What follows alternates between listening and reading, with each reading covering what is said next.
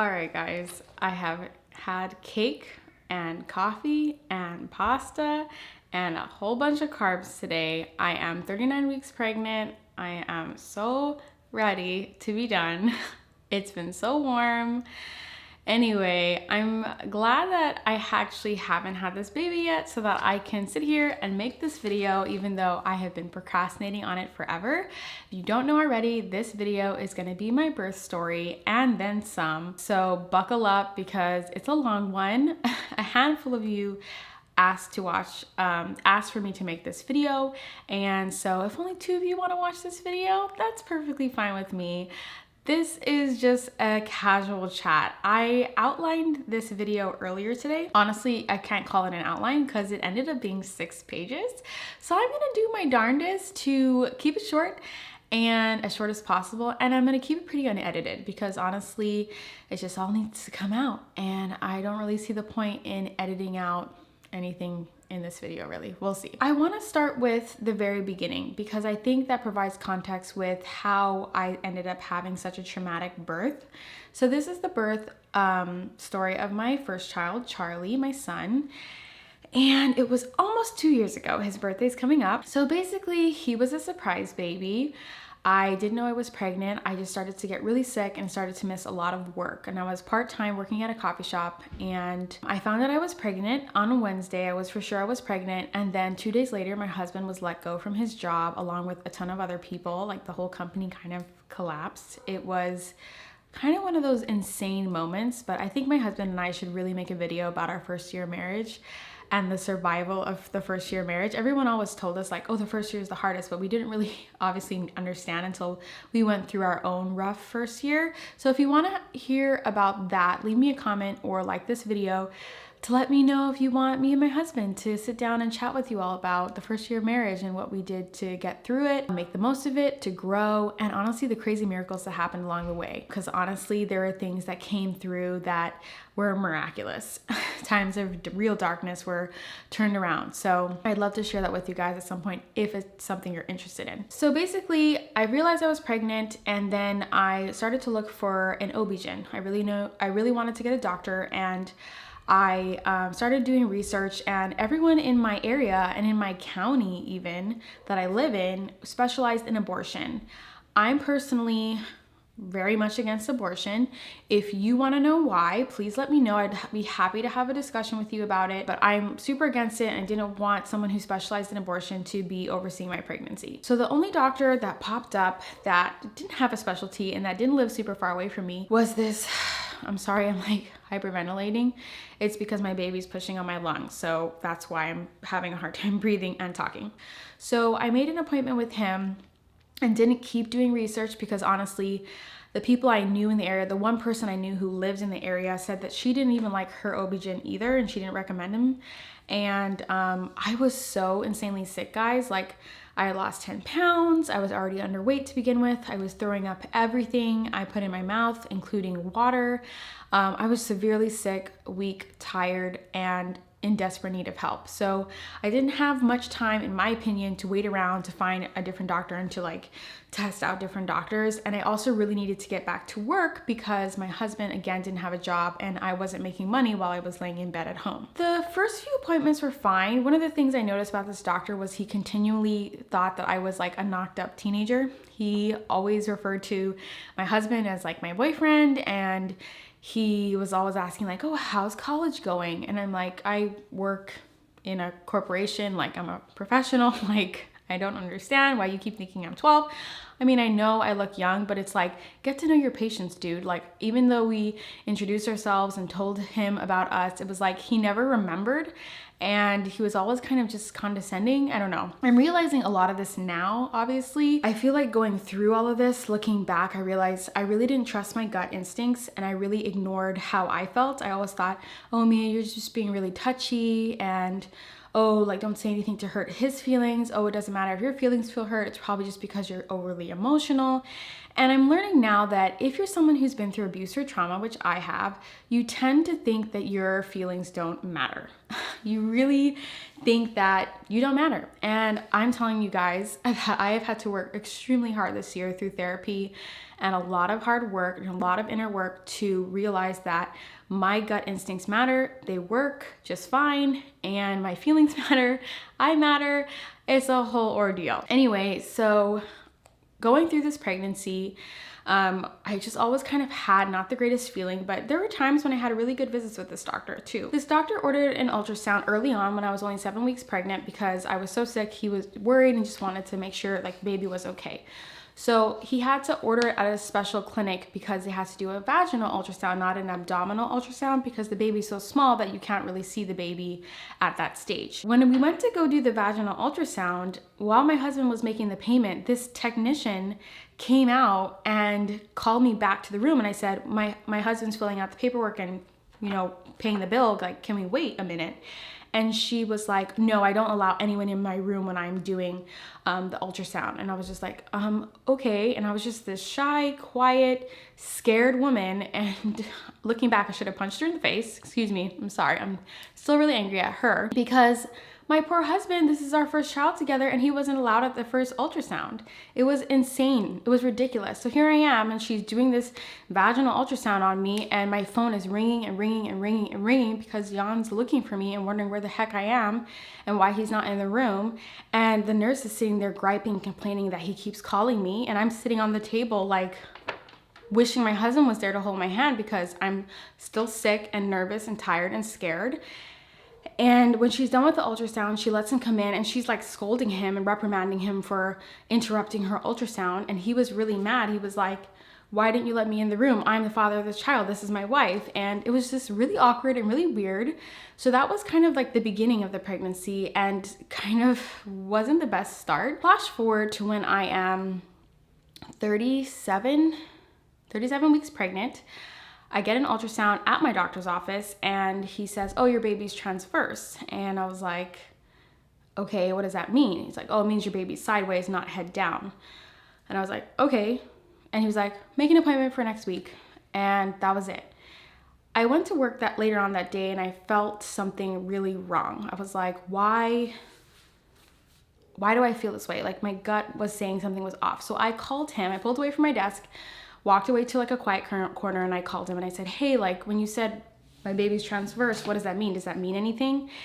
And he said, yeah, it means you're gonna have a C-section. And he's like, oh yeah, when's your due date again? And I told him, and he's like, oh, it means actually we're gonna have to push it up. So instead of waiting till 40 weeks, we need to do the C-section at 39 weeks. So all of a sudden, like I have all my maternity plans scheduled out with my work. I have a lot of responsibilities at my job. Not to mention the fact that I am terrified of having a C-section. That's not to hate on anyone who's had a C-section. I know a lot of women who even planned their babies to be C-sections. I know a lot of women who had to have their babies be C-sections. My mom had a C-section with one of her kids. I remember being very traumatic for her. And granted, I know that's not everybody's experience, but I just wanted to try to have this baby vaginally. Everybody knows and says that the healing can be a lot easier if you have your baby vaginally. So I was freaking out because this is a big deal. And why the heck didn't my doctor tell me, hey, this means we might have to have a C-section and that means we might have to do it on this date? Why didn't he tell me all this? I need to plan for this. My husband needs to plan for this. At that point, he'd already had a job for several months and he needed to work that out with his work. I needed to work it out with my work. There's just a lot of moving parts. And this doctor didn't even give a crap to tell me at my appointment that day that I was gonna have to have a C-section. So I tried to stay calm and I said, okay, is there any way I can get my baby to turn head down? And he was like, well, it's too late. The baby should have turned head down by 36 weeks. And I remember when I went in for my 36-week appointment and he didn't do an ultrasound. And so I'm like, if 36 weeks is like the cutoff point for you, why didn't he do an ultrasound then? Why did he wait till 37 weeks? So it was like, okay. I was like, is there anything I can do to help my baby turn? And he said, oh, there's really nothing that you can do. There's nothing that you can do. Thank God I was following someone, well, not following, I was friends with someone on Facebook who was having a hard time with her baby turning. And I remember her posting about all these different things she was doing, yoga poses and whatever, and chiropractor visits to get her baby to turn. So I knew he was full of crap because I know of women who have turned their babies by themselves. And I was like, I don't think that's true. I think there's something we can do here. Can you please advise me? He was just like, no, you're gonna have a C-section. He was like, well, I do know one doctor who does external versions, which is basically where you manually turn the baby from the outside. And he was like, but it's extremely painful. You're not going to want to do it. And I was like, sorry, my neighbor has a toddler and he cries a lot. So I was like, well, let's make the appointment. And so he gave me a phone number to call this doctor that does the external versions. And I called the doctor, and the doctor was out of town on vacation. So I'm just feeling super hopeless. I went from being pretty chill, pregnancy was going great, to, other than the fact that I had this underlying feeling that this doctor didn't really care that much about me. And all of a sudden I was distraught. I don't remember the last time I was in hysteria, but I was in hysteria. I was freaking out and crying, calling my husband like, oh my gosh, I'm gonna have a C-section in 2 weeks. What do I do? And he was like, we're gonna figure this out. And I confided in one of my coworkers, and she was really great. She's a mom of like 2 kids, and she's like an adult, and her kids are grown up. So she has a lot of experience. And she said, no, I just Googled like all these things that you can do, and there's a lot of things that you can do. She was so sweet and proactive and told me like, go to this website. It says all these things you can do to try to train your baby. So I was freaking determined. I was like, this doctor is full of crap. So I started to do all these yoga poses. I started to do like throughout the day, like I would leave my desk at work, go to a private room, conference room, and do these like head down poses and these stretches and this type of yoga. And I got a birth ball or a bouncy ball to sit on at work, and I had my legs spread wide as possible because I read that women who sit at desks a lot with their legs closed tend to have this problem. So I was doing everything I could, and I was praying my heart out, and I was asking all of my friends to pray for me because I was so scared. And I was just like so upset that I got this far in the pregnancy and my baby won't turn. So I go to my next visit at 38 weeks. Oh wait, let's rewind. So I also tried to make a chiropractor appointment and an acupuncture appointment, and everyone was telling me it's too late, you're too far in the pregnancy, we will not see you, we will not do anything. And one acupuncturist did agree to see me, and I went, and she was like, you're too far along, I can't do anything. And I just started bawling to her. I started crying my eyes out to her. I was like, but I didn't know that he wasn't turned until 37 weeks. She was like, you should have came to us at 35 or 36 weeks. I was like, but I didn't know. Like, my doctor didn't do the ultrasound until 37, which I thought was weird, because if the cutoff point, he even said, was 35, 36 weeks, then why did he wait till 37 weeks to check? It just seemed really off to me. So anyway, the acupuncturist was really sweet and was just like, I'm really sorry, but do your best to stay calm. She's like, what your baby needs most of all is a calm mother. He can feel your feelings. He can feel how you're doing, and you need to make sure that you're as calm as possible. And I actually reached out to a mom who I knew had several C-sections, and I just told her that I might be having a C-section, and she was so comforting and was just like, yeah, it's hard, healing's difficult, but just know that it's gonna be okay. And that helped a lot, but I was still freaking out. I go to my next appointment at 38 weeks, and he checks the baby, and my son had turned. My son was head down, and I was gloriously happy, but I was also pissed because I was like, you told me there was nothing I could do. I was like, I got this baby to turn. Well, I don't want to just say I did, like so many people were praying for me, don't get me wrong, but the point is, this doctor just told me over and over, you don't have a choice. You're having a C-section. And as a patient, he needs to respect what I want. Like, I'm paying him a lot of money to take care of me and to keep my concerns and my desires for my pregnancy and my body in mind. And he just told me there's nothing you can do. There's nothing you can do. Instead of seeing me as a woman who's carrying a baby, who really doesn't want a C-section and is asking for his help. And he just was like, no, we're doing this way, my way. So I really wanted to change doctors, but obviously at 38 weeks, it's not an option.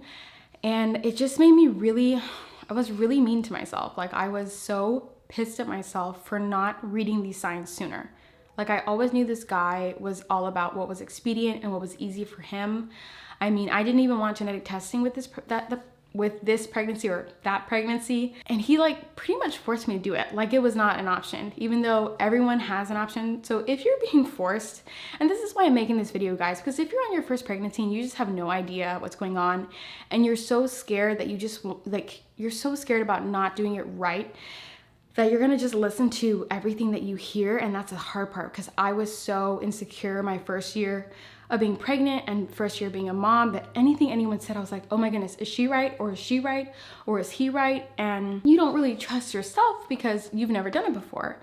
And you can read all the books and whatever, but again, like you have all these outside influences coming in, and I just want you to know that if you're being forced to do genetic testing, you don't have to. If you're being forced to do a C-section, you don't have to. And sometimes these doctors use scare tactics. They really do. And you need to listen to your gut, because your gut is gonna tell you when your BS meter is gonna go off. Like I felt it in my gut from the beginning that this doctor didn't give that much of a crap about me. I knew it. But I was so used to like going through that crap. Like a lot of you who've watched my channel know that I was abused for my whole childhood, and I hate saying that out loud, but it's a fact. And it kind of taught me, it's kind of like almost like learned helplessness. Like in a lot of situations, I still feel like a child. I still feel like a helpless child that doesn't know any better and that's just stupid and what do I know? And that's not true. If you're a mother, if you're pregnant, you are meant to protect yourself and this baby. It's your job. And God gave you your intuition, your gut, it's there. And it tells you when something's wrong and you need to listen to it. And that's what I would tell past Mia is please listen to your gut. Realize that your inner voice matters and is telling you what you need to hear.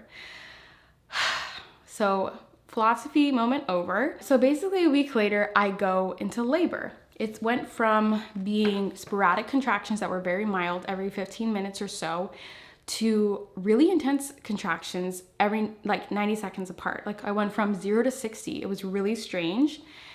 So my husband and I rushed to the hospital, and when we got to the hospital after like maybe 2-3 hours of labor, the labor just kind of, the contractions were still there and everything was intensifying, but I was not dilating anymore. And if any of you don't know what that means, when you're having a baby, you need to dilate to 10 centimeters in order to like be ready to push. And I was stopping at 3 to 4 centimeters. Like it had been a long time and I was going through a lot of pain, and they were like, you're just not dilating. You're just not dilating.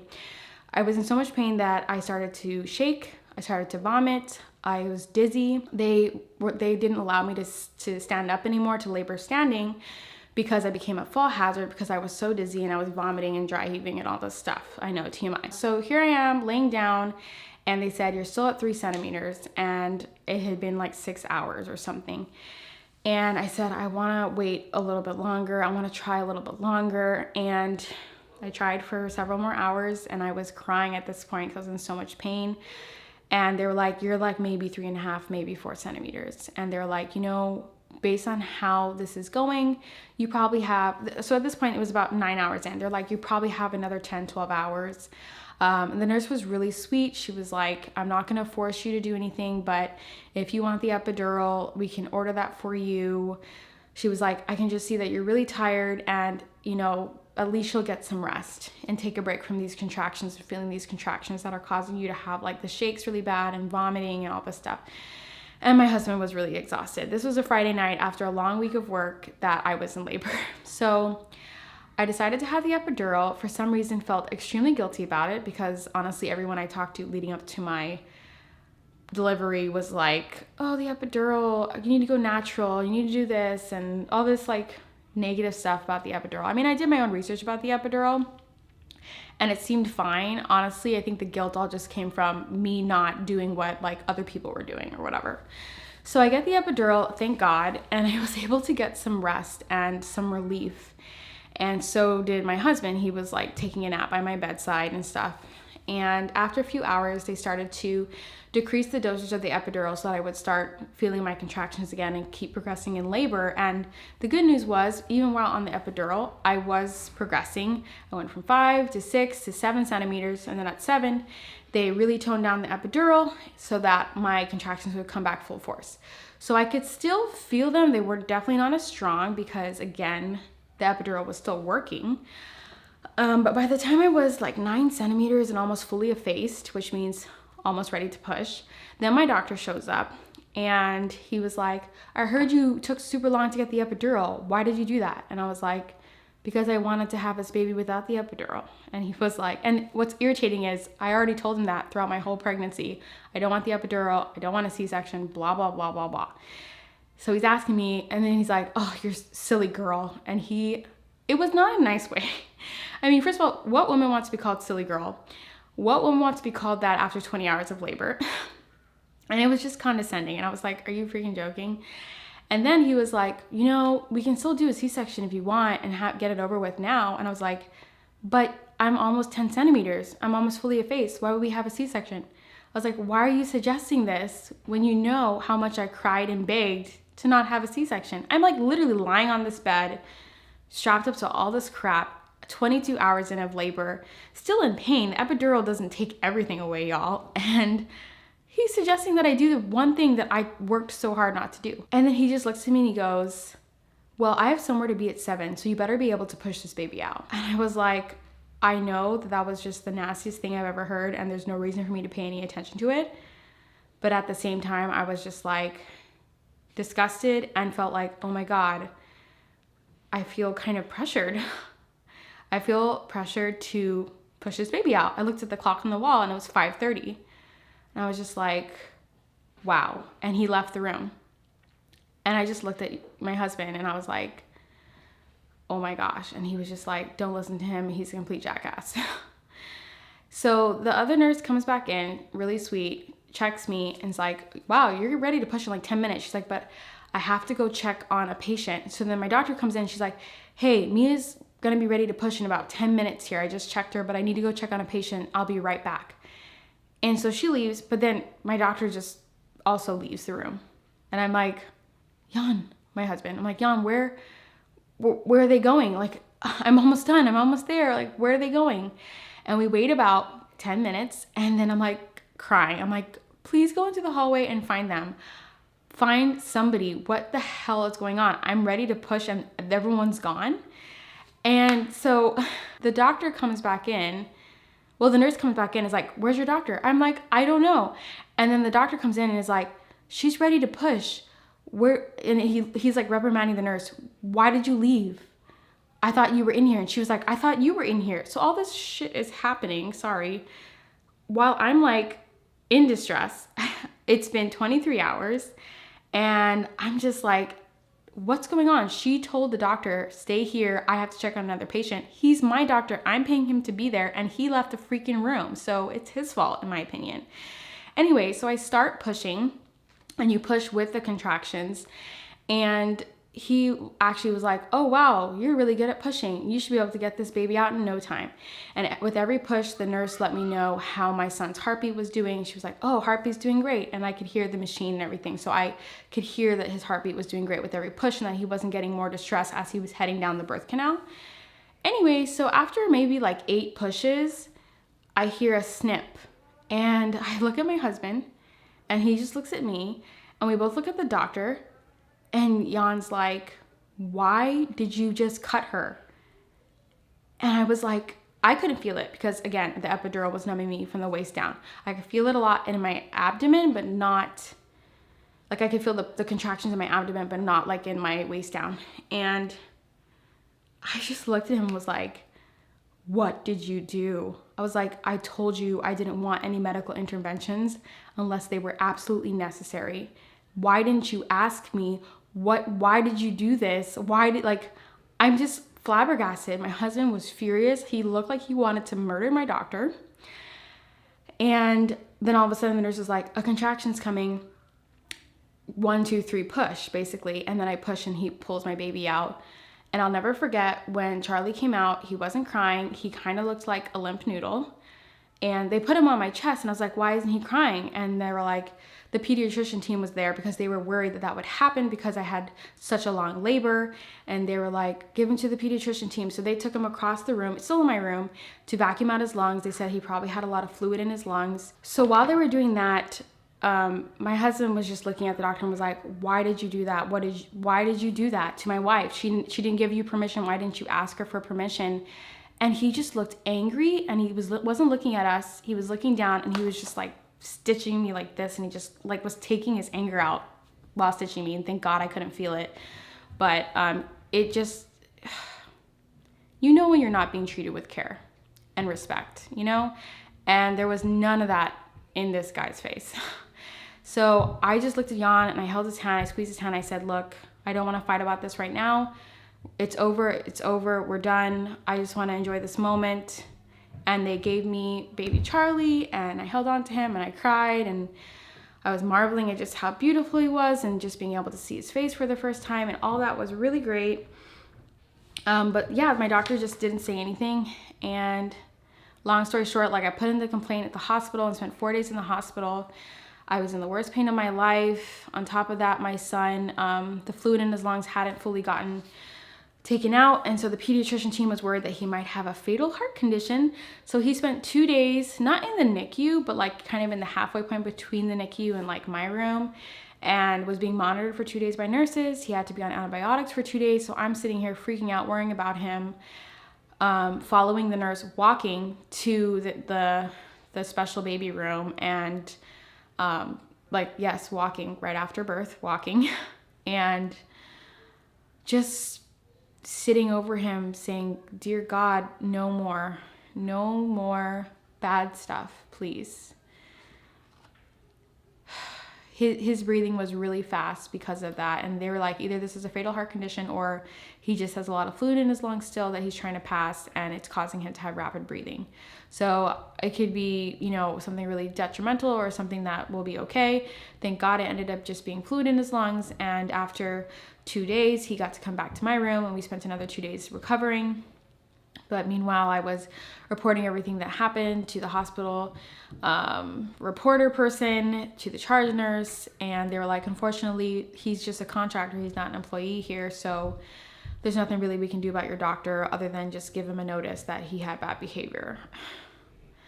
So flash forward, I'm sitting at home, dreading going to my follow-up appointment with him. I had went to my hospital follow-up. It's the follow-up you do at the hospital. You delivered at a few days after you give birth. And they made me take a test and they weighed the baby and stuff like that. And the test is to evaluate your postpartum depression, if you have it, whatever. So I scored pretty high on that test with postpartum depression.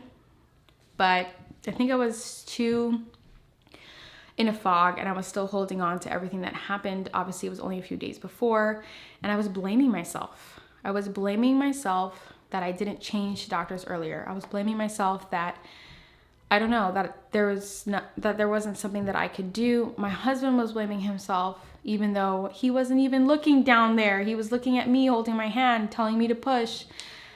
He didn't even see what was going on. So we were just blaming ourselves and feeling bad, but also trying to take care of a newborn that wouldn't sleep, and trying to breastfeed, which wasn't working out for me. It was a lot, guys.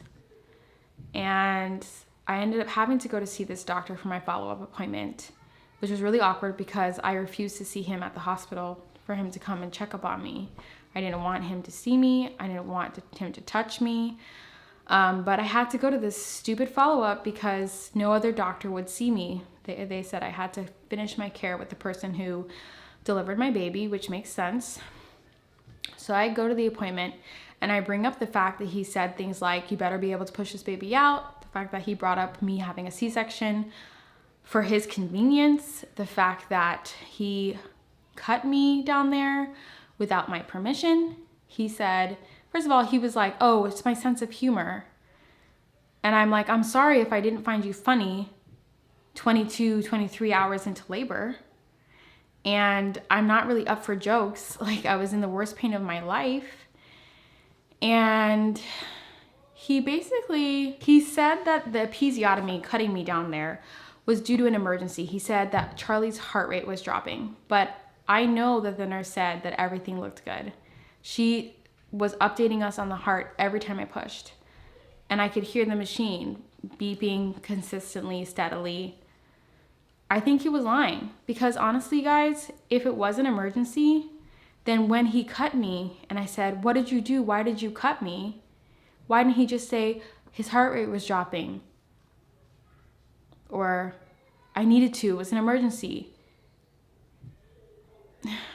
There was a good minute before I even pushed again and Charlie came out. I don't know. It was weird. I don't know if I really believe him, because when my husband and I were like, why did you do that? he just glared at us. He glared at us. He looked away. He looked down. Didn't really seem like that much of an emergency. And why couldn't he have just told us in that moment? So that was his excuse or reasoning or whatever. And then after I was like, I feel like you didn't respect my wishes or acknowledge my birth plan or respect me as a patient, he was just like, do you know how many babies I deliver in a month? I deliver on average 3 babies a day. Do you expect me to remember all the things that you want? I just couldn't believe it. I was like, I just couldn't. Like, if I spoke, I just would have said, I would have yelled at him. And it wasn't worth it, guys. It just wasn't worth it. I was like, no, I'm not just a number. And yes, I guess I was foolish enough to think that you were going to remember what I asked. If someone treats you like this, you guys, you cut ties. Whether it's a medical professional or someone in your personal life or even a coworker, you set the boundary and you tell them that it's not freaking okay. So that was that. He mentioned that the hospital doctor who saw me a few days after birth said that I scored high for postpartum depression, and he just handed me a pamphlet and sent me on my way. Needless to say, I had a solid year of really intense postpartum depression and had no one to talk to about it. The one person I mentioned it to told me, you can't possibly have postpartum depression. I know someone who had PPD and they wanted to kill themselves and they wanted to kill their child, and you don't want to do that, so therefore you don't have postpartum depression, so get over it. That was what I got when I opened up about my worry that I might have it. And while that's true that some women who have postpartum depression do get to that point of suicidalness or wanting to hurt their child, that's a very extreme case. It varies a lot from person to person. So know that just because you're not at the extreme doesn't mean that you don't have it. I need to make a whole nother video about postpartum depression because it's so important. It affects 1 in 4 women. It's really common and a lot of us don't talk about it. So I struggled for a solid year and was just totally traumatized. And I am sharing this story finally a week before my due date with my second child because I'm finally at the point where A, I can share it without crying. B, I no longer blame myself.